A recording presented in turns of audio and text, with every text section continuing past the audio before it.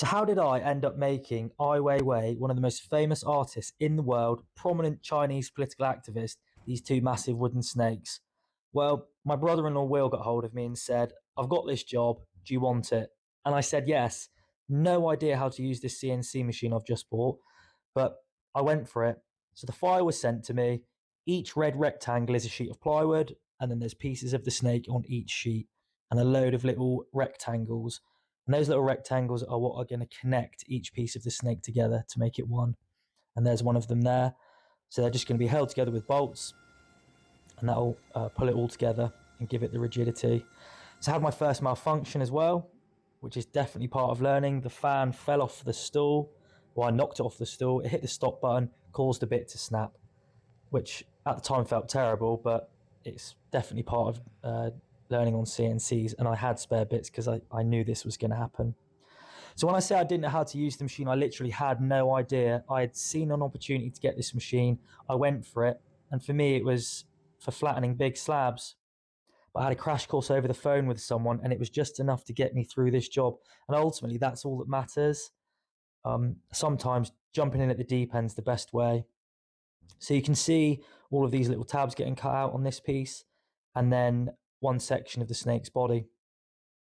And when I say CNC machines are easy to use, they really are. What's difficult is it's all of the software, the CAD CAM software, knowing the feeds and speeds. That's the stuff you've really got to learn, and that's what takes the time.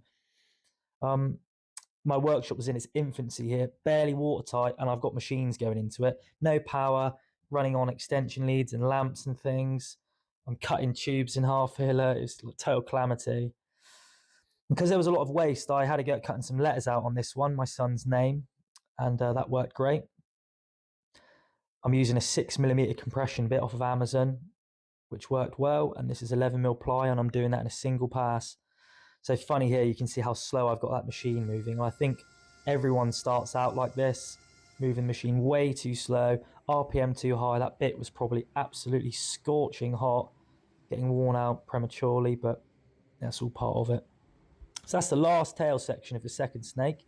So now that that's done, I've got to figure out getting this thing sent up to London from Devon.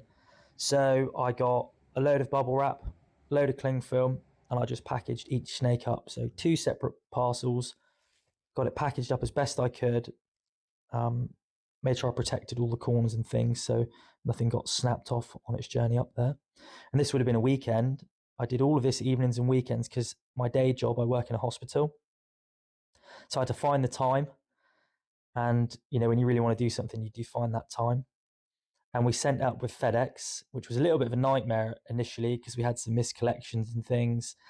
But we got there in the end, and Will received them safe and sound. So this is some footage Will sent me. This is the Design Museum in London where he actually works. And this is where the snakes are going to be for Ai Weiwei's Summer Super Show. And this was 2 years ago, so it's 2025 when I'm doing this voiceover, and it's taking me this long to get this video sorted. So Will had to paint the snake white, and he laid it all out to make sure it was all okay and complete, which it was. And this is what it's all about. So the larger of these two snakes is going to have all of these life vests attached to it, and they represent victims of the refugee crisis.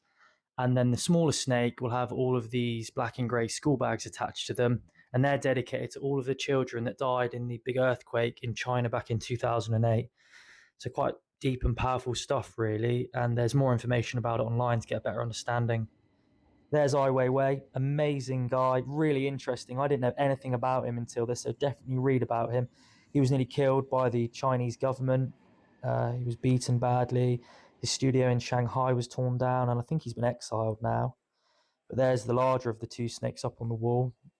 You know, it feels really good to see this stuff, to be part of this. And while I didn't deal with Ai Weiwei directly, it was Ai Weiwei's team. Still felt great to be part of something special like this, and here's Will and his team getting everything up on the wall. And there's that snake, all the life jackets, the larger of the two. And then here now you see all of the backpacks of those poor school children. So yeah, I hope you enjoyed this video. I really enjoyed this project. It was a steep learning curve, and yeah, please consider subscribing if you enjoyed this.